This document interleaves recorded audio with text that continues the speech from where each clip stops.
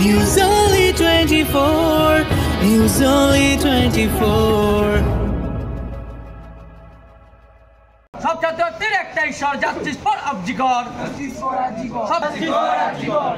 We are justice, we আর।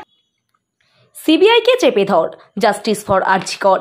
এবার এই স্লোগানে মধ্যমগ্রামের বিবেকানন্দ কলেজের তৃণমূল ছাত্র পরিষদের নেতৃত্ব অবস্থান বিক্ষোভ শুরু করল।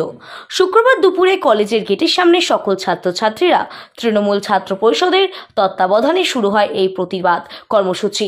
এই অবস্থান থেকে যেমন we want justice, justice for RG Kar যেমন ছিল, ঠিক তেমনই দোষীদের ফাঁসি চেয়ে নতুন স্লোগান, সিবিআইকে চেপে ধর, জাস্টিস ফর আরজিকর।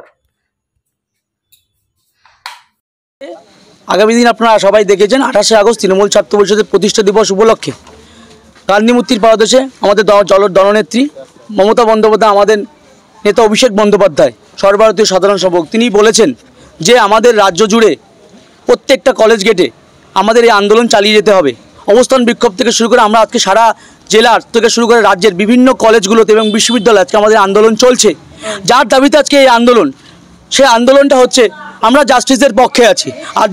আরজিকরে যে নৃশংস ঘটনা ঘটেছে তার দাবিতে সারা রাজ্য জুড়ে তৃণমূল ছাত্র পরিষদ, তৃণমূল যুব কংগ্রেস তারা পথে নেমেছে এবং আমরা প্রত্যেকটা কলেজ গেট, ইউনিভার্সিটি গেট এবং আগামী দিন আমরা রাস্তাতেও এই জাস্টিসের দাবিতে আমরা কিন্তু আবেদন চালিয়ে যাব। তার কারণ সিবিআইকে অবিলম্বে যারা দোষী প্রত্যক্ষ এবং পরোক্ষভাবে সবাইকে শাস্তি দিতে হবে এবং আমরা ফাঁসির দাবি চাই।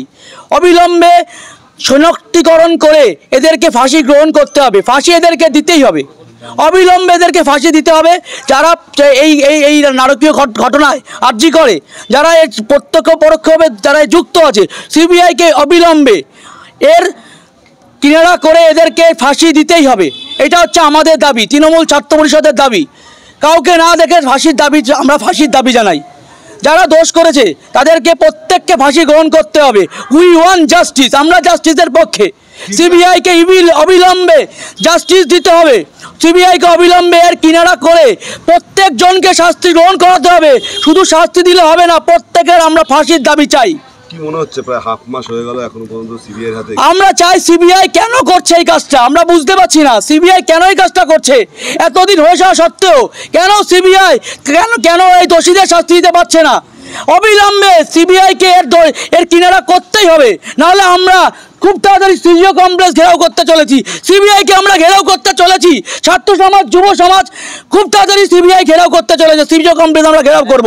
যতদিন না জাস্টিস হচ্ছে, যতদিন না আমরা আরজিকর কাণ্ডের জাস্টিস পাচ্ছি, আমরা কিন্তু এই আন্দোলন, এই ধর্ণা চালিয়ে যাব।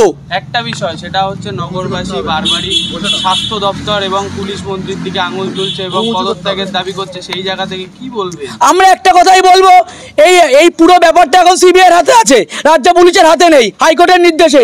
তাই যা করতে হবে সিবিআইকে করতে হবে। আমার মুখ্যমন্ত্রী মমতা বন্দ্যোপাধ্যায়, আমার দলনেত্রী, আমার নেতা অভিষেক বন্দ্যোপাধ্যায় বারবার ফাঁসির দাবি জানিয়েছে। বারবার আগের দিন আপনারা নিজেরা দেখেছেন 28-এর মঞ্চ থেকে তারাও কিন্তু ফাঁসির দাবি বলেছে এবং একটা আইন প্রণয়নের কথা বলছে, 15 দিনের মধ্যে যারা এইরকম নরকীয় কাণ্ড ঘটনা করতে পারে তাদের যাতে ফাঁসি হয়, তাদের যাতে 15 দিনের মধ্যে এর সুবিচার হয়। সেক্ষেত্রে আমরা মমতা বন্দ্যোপাধ্যায়, অভিষেক বন্দ্যোপাধ্যায় তিনি কিন্তু আবেদন জানিয়েছে, যদি আবেদন শুধুমাত্র যদি এই ঘটনা যদি বলবৎ না হয়, এই আইন যদি বলবৎ না করে, তাহলে আমরা রাজ্যপাল, আমরা দিল্লিতে গিয়েও আমরা এই আন্দোলন চালিয়ে যাব। আমাদের নেতা অভিষেক বন্দ্যোপাধ্যায়ের নির্দেশ মতো 4 মাসের মধ্যে যদি আইন বলবৎ না হয়, তাহলে কিন্তু আমরা দিল্লি থেকে আন্দোলন চালিয়ে যাব। নাম এবং পরিচয়? আমার নাম বিশ্বজিৎ শাহ, সভাপতি বারাসাত সাংগঠনিক জেলা তৃণমূল ছাত্র পরিষদ।